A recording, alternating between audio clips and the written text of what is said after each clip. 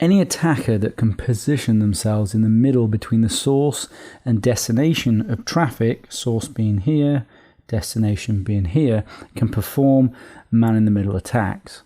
One such attack that requires pretty minimal skill and resources is called SSL Stripping. The attacker acts as a proxy here and changes encrypted HTTPS connections to HTTP connections. And there's a free tool available to do this called SSL Strip, which works with HTTP using SSL. And that's here. And this is by a guy called Moxie Marlinspike, who's a fairly well-renowned security researcher.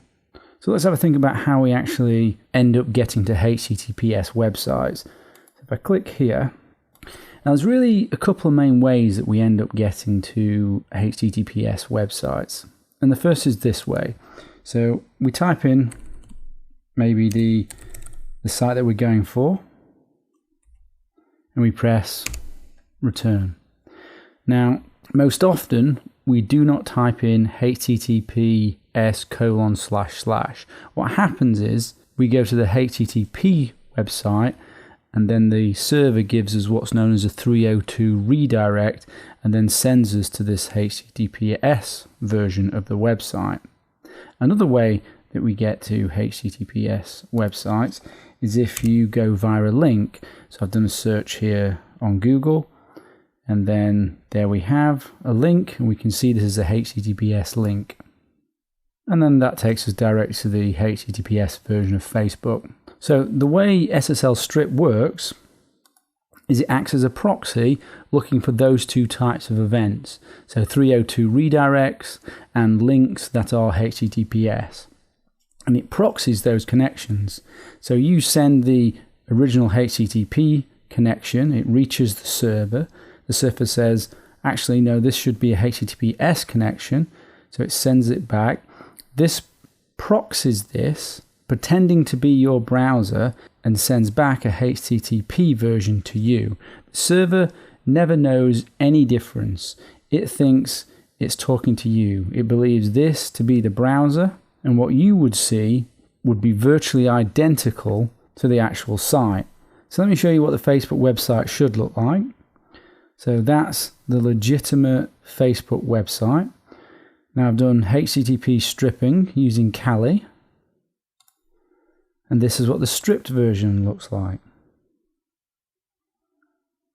Legitimate version, stripped version. Legitimate version, stripped version. So as you can see, the difference is you don't have the HTTPS, and most people will not notice that difference. And as I said, the server never sees that anything is wrong because it's talking to a proxy that acts just like you would act. But in order to perform this attack, you need to be in the middle. You need to be able to see the traffic so that you can strip it out. And it's not always that easy to be in the middle of someone else's traffic. It really depends on where you are. So if you're on someone else's network, like for example you're at work, you're at an internet cafe, internet service provider, all those people, they control that network, so they are in the middle. So therefore they can perform this type of attack. Obviously governments, nation states, they control network devices across the internet, so they are in the middle. They can perform this sort of attack. But this is not a very subtle attack, as you can notice the missing HTTPS. But it's not beyond the government in a targeted attack that they may consider doing this, but it's reasonably unlikely, and it would very, very unlikely be done in any sort of mass surveillance type way, unless it was some sort of tin pot government that was doing it, because it's a pretty basic form of attack. Effective for low resource, low skilled attackers, but not really nation state level attack. A random cyber criminal sat somewhere at a distance from you is going to really struggle to get in the middle of your traffic. There are not really many mechanisms to do that, and it's therefore more likely that this distance attacker would attack your client instead, because that's just simply easier, and people always go for what is easier as opposed to what is more difficult. And if they attack your client and they're on your client, they own your client, they don't need to strip out SSL because they'll be able to see your data anyway because they're on your client. Another interesting way of being able to do this attack is if the attacker is sat on your local network. So that's either physically through the Ethernet cables or wirelessly through Wi-Fi. They can trick your machine into sending traffic through them. And this is known as ARP spoofing or poisoning. The attacker sends out ARP packets pretending to be the victim's default gateway. Now this works because Ethernet has no mechanism for authentication functionality, so any machine can essentially send out what's known as this ARP packet and say that they are any other machine that's on the network, including the gateway or router, which means you end up sending your traffic through a fake router, and then that forwards on the traffic and strips out the SSL, and then forwards the traffic back to you like we've shown. Now if you want to learn more about ARP spoofing, I would recommend this website here, which is quite good. And there's a little diagram here where you can see that the attacker here is saying, look, I'm the router, and the traffic is getting sent via them instead. There are tools within Kali called EtherCap and ARP spoof, and obviously SSL strip, which can enable you to do this sort of attack.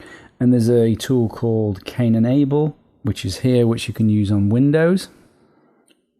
And this is the website for SSL Strip, the tool. And it actually gives you the commands here for how to do this. And everything you need to do SSL stripping and the ARP spoofing, if you're local, is available within Kali. And actually here it shows you the commands that you need to run. So, and it's fairly simple. You're enabling IP forwarding here. You're making some changes to the IP table so it redirects the HTTP traffic to SSL strip. You're running SSL strip here. You need to put in the port here, and then you're enabling the ARP spoofing where you're telling the target machine to send its traffic to you instead. So if you'd like to have a play around with that in Kali, you can do that. Another interesting way of stripping out your SSL is if you set up a rogue access point, and then that can be set to automatically strip out SSL. So a rogue access point is when you connect to a Wi-Fi network and the owner of that Wi-Fi network is trying to attack you. So it's a rogue or fake access point. And you can set that access point to strip out SSL, just as we've spoke about, because again, they are obviously in the middle because that's what you're connecting to. And you can actually buy a piece of hardware that'll do this for you, and this is the Wi-Fi Pineapple. There's other versions, but this is one that I would recommend. You take this to a airport or somewhere busy, switch it on, switch on an open network saying, free Wi-Fi or something like that, and you'll be amazed at the number of passwords you'll get for Facebook and Google and all the rest of the websites. By stripping out the SSL, people just do not notice. It's probably worth pointing out actually that when you do strip SSL, it means the connection is no longer encrypted, and therefore you can see all of the content, and therefore you'll be able to steal usernames and passwords and just see everything that the person is actually doing. Now, what can we do to help prevent this? Well, client side, you can attempt to notice that you don't have a HTTPS, but if you're busy, that's not necessarily something that you might spot, but you do need to keep your eye out for it. A more solid method is to use a tunnel or encrypted tunnel, so then it's not possible for them to strip out the SSL because the traffic that you are sending is encrypted by a different mechanism.